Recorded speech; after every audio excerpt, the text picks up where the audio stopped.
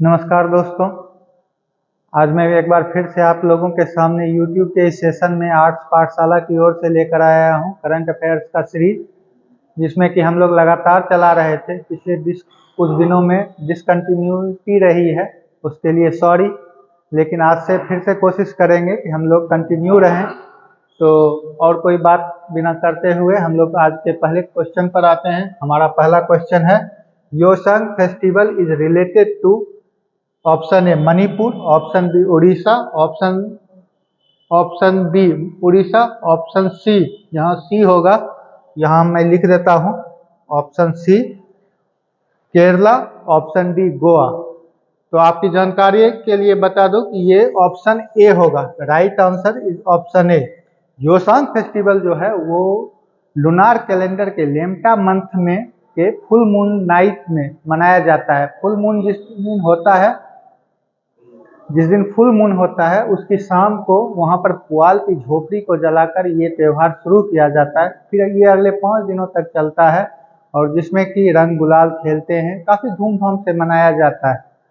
तो ये इसका सही आंसर होगा मणिपुर। इसके बाद हम लोग आते हैं आज के दूसरे सवाल पर। दूसरा सवाल हमारा क्या कहता है? दूसरा सवाल कहता है कि dash and Tehri district in Uttarakhand recorded highest landslide density in India. आप लोगों को पहले से पता ही है कि सबसे ज़्यादा लैंडस्लाइड का घटना उत्तराखंड में होता है। वैसे भी लैंडस्लाइडिंग वहीं पर होती है जहाँ पर कि समुद्री एरिया है, समुद्री सतह का से या नदी से जुड़ा हुआ या पहाड़ी का क्षेत्र है, वहाँ पर लैंडस्लाइडिंग होता है।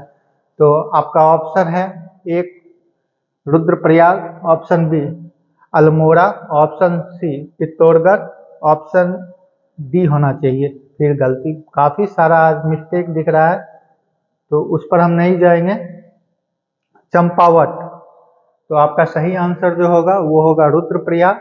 रुद्रप्रयाग को करेंगे। रुद्रप्रयाग डिस्ट्रिक्ट में मंदाकिनी और अलकनंदा का संगम भी है और रुद्रप्रयाग पंचप्रयाग में से एक है।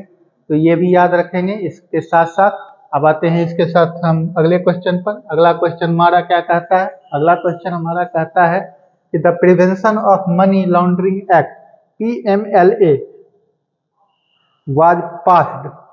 पहली बात तो हम लोग याद रखेंगे prevention of money laundering act का फुल फॉर्म क्या होता है, का शॉर्ट फॉर्म PMLA। ये भी कभी कभी पूछ देता है। ये कब पास हुआ?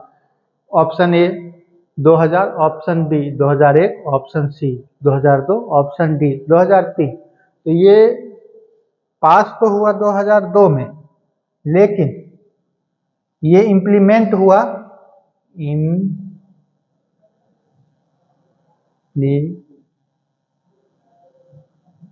हुआ 1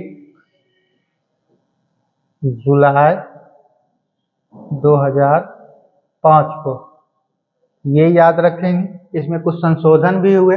इसमें संशोधन 3 बार कुल हुआ है। एक बार 2005 में हुआ, दूसरी बार 2007 में हुआ, फिर 2012 में हुआ। तो इसमें 3 बार संशोधन हुआ। इसके बाद हम लोग आते हैं, इसके अंतर्गत जो भी कार्रवाई होती है वो ईडी करती है। ईडी होम मिनिस्ट्री के अंतर्गत आता है। तो ये सब बातें ध्यान रखना है। इसके बाद का हमारा आज का चौथा क्वेश्चन क्या कहता है? चौथा क्वेश्चन कहता है कि to collaborate with the Indian school of business for inputs in the bio energy sector. आपके पास ऑप्शन है, option A Uttarakhand, option B Sikkim, option C Himachal Pradesh, option D Gujarat. तो इसका सही आंसर क्या होगा? इसका सही आंसर ये होगा कि हिमाचल प्रदेश। यहाँ के CM श्री सुखबीर सुक्खू जी हैं।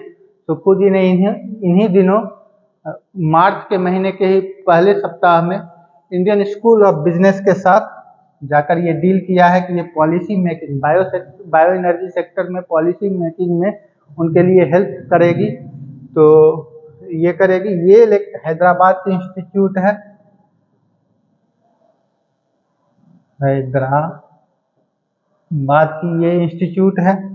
बायो एनर्जी में क्या क्या आता है? बायो एनर्जी में बायोगैस, बायो इथेनॉल, ये सब आता है। ये हम लोग का फ्यूचर है। हम लोग धीरे धीरे बायो एनर्जी की ओर शिफ्ट कर रहे हैं, क्योंकि पता है कि हमारा जो पेट्रोलियम है वो एक तो हमारे देश के अंदर काफ़ी कम है और जो है भी वो भी धीरे धीरे खत्म होता जा रहा है। तो हम लोग धीरे धीरे करके बायो एनर्जी की ओर शिफ्ट करने जा रहे हैं। तो इसके लिए ये हिमाचल आपका सही आंसर होगा। इसके बाद हम आते हैं अगले क्वेश्चन पर। अगला क्वेश्चन क्या कहता है? अगला क्वेश्चन कहता है कि India to develop dash river system to use inland waterways for cargo. Option A 22, option B 23, option C 24, option D 25।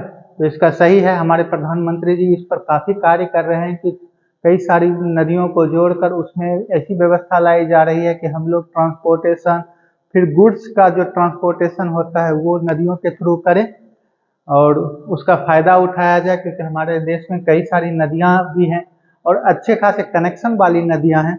तो इसका सही आंसर होगा ऑप्शन बी 23। आप अभी 23 नदियों का एक सिस्टम बनाया गया जिससे कि गुड्स को ट्रांसपोर्टेशन के लिए कार्य किया जाए। आपकी जानकारी के लिए बता दें कि सबसे शॉर्टेस्ट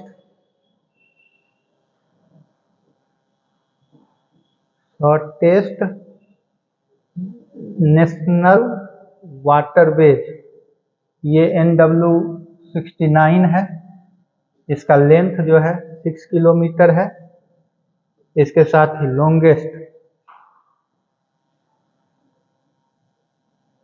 लॉन्गेस्ट ये हो गया आपका NW1।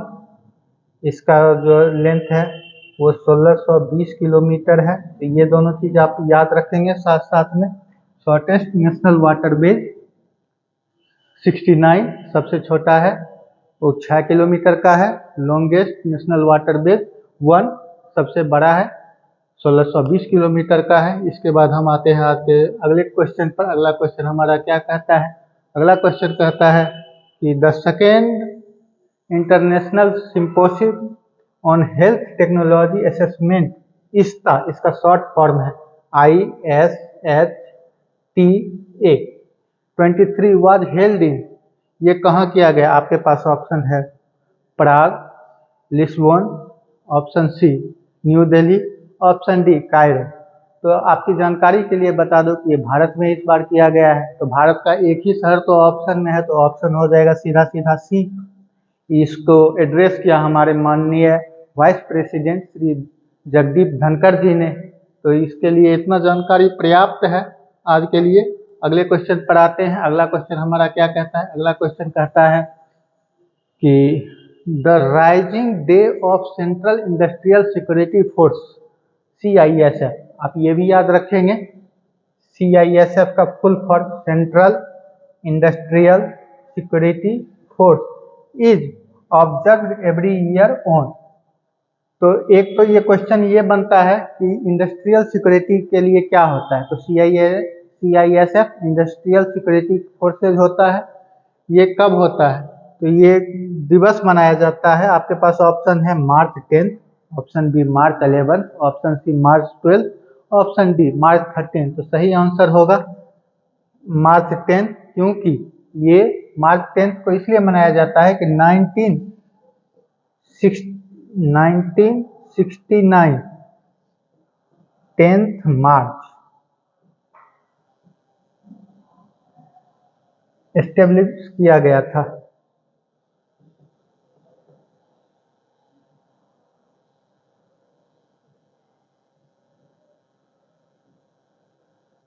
एस्टेब्लिशमेंट डे CISF का था। 10 मार्च 1969 को CISF को एस्टेब्लिश किया गया था। ये होम मिनिस्ट्री के अंदर काम करता है। तो इसका आपके पास ऑप्शन मैंने बता ही दिया है कि 10 मार्च, ऑप्शन ए। आते हैं इसके बाद के क्वेश्चन पर। इसके बाद का क्वेश्चन क्या कहता है हमारा? The national youth conclave took place in. Option A Lucknow, option B new Delhi, option C Mumbai, option D Jaipur. National youth conclave कहाँ पर होगा? तो ये हमारा है कि आपके पास ऑप्शन में आएगा सही ऑप्शन न्यू दिल्ली, क्योंकि हम लोग इस बार G20 समिट को एड्रेस कर रहे हैं। 2022-23 हम लोग को मिला है। तो उसी के अंतर्गत ministry of housing and urban और मिनिस्ट्री ऑफ अर्बन अफेयर और ministry of sports and youth affairs, ये दोनों ने मिलकर ये प्रोग्राम ऑर्गेनाइज किया था, नेशनल यूथ कॉन्क्लेव, जो कि न्यू दिल्ली में होगा। तो इसके बाद के क्वेश्चन पर आते हैं। इसके बाद हमारा क्वेश्चन क्या कहता है, the lean scheme is related to, आपके पास फर्स्ट ऑप्शन है ministry of defence, second option ministry of micro small and medium enterprises, option C ministry of rural development, option D ministry of mines. तो lean scheme किससे related है? तो lean scheme है क्या? लीन scheme एक ऐसा scheme लाया गया है कि हमारे जो स्मॉल मीडियम साइज के किसान और उनके उत्पादन हैं उनको वैश्विक स्तर पर प्रतिस्पर्धी बनाने के लिए एमएसएमई के द्वारा, एमएसएमई मतलब ministry of micro small and medium enterprises के द्वारा प्रोग्राम लाया गया है, उसको वैश्विक स्तर पर प्रतिस्पर्धी बनाना है। तो नाम से ही एमएसएमई जिस समय में बोल दिया तो उससे ये तय हो गया, ये option B correct answer option B होता है। ये मिनिस्टर इस डिपार्टमेंट के हैं श्री नारायण राणे जी, महाराष्ट्र से आते हैं। इसके बाद हम अगले क्वेश्चन पर जाते हैं। आज का आखिरी सवाल है। आज का आखिरी सवाल क्या कहता है? आज का आखिरी सवाल कहता है कि the push P portal is associated with, आपके पास ऑप्शन है film industry, option B sports, option C mountaineering, option D surplus power. तो आप ध्यान रखेंगे कि ये पुश पी में पुश कैपिटल है, पी कैपिटल है, एच जो है वो स्मॉल है। यहाँ कंफ्यूज नहीं करना, लिखने में भी या जब भी हो जरूरत पड़े तो ये चीज़ मार्क करना है। Push P portal surplus power के लिए लाया गया है, क्योंकि हमारे यहाँ पावर सप्लाई में क्या होता था, पावर स्टोरिंग कैपेसिटी भी हमारी कम है, और पावर जिस समय ज़्यादा लोगों को चाहिए होता था, या इंडस्ट्री को, खास करके इंडस्ट्रियल लोगों को, तो हम लोग बारिश के दिनों में, क्योंकि हमारा जो पावर जनरेशन है वो सबसे ज़्यादा कोयला पर डिपेंड करता है, और बारिश के दिनों में, बाढ़ के समय में कोयला निकालना मुश्किल हो जाता था, तो हम लोग उसका जो पावर सप्लाई है वो अच्छे से स्मूथली नहीं कर पाते थे। तो इसके लिए ये स्कीम लाया गया है, पुश पी पोर्टल लाया गया है कि आपको कितना पावर चाहिए और किस तरह से चाहिए, पूरा डिजाइन करके एस्टिमेट करके आप बता दो, हम लोग वैसा सप्लाई करेंगे। एक पहले से तय रेट कर लेंगे, रेट फ्लक्चुएट नहीं करेगा। ये काफ़ी सारी बातें हैं। तो ये सरप्लस पावर के लिए किया गया है, तो इसका सही आंसर सरप्लस पावर है। आज के लिए ये सिर्फ मात्र 10 क्वेश्चन थे। आज से मैं कोशिश करूँगा कि लगातार आपके साथ फिर से जुड़ा रहूँ, हमारा रिश्ता अच्छा चलता रहे। तो आज अगर अच्छा लगे तो हमारे चैनल को लाइक, सब्सक्राइब जो भी करना है आप करते रहिए, और हमारा वीडियो देखिए। वीडियो देखने से आपके लिए ये हेल्पफुल है, क्योंकि अगर जब आप एग्ज़ाम देंगे फिर आपको याद आएगा कि किसी ने पढ़ाया था, ये हमारे क्वेश्चन में आया है। तो इन सब चीज़ों के लिए फिर मिलेंगे अगले क्लास में, तब तक के लिए धन्यवाद।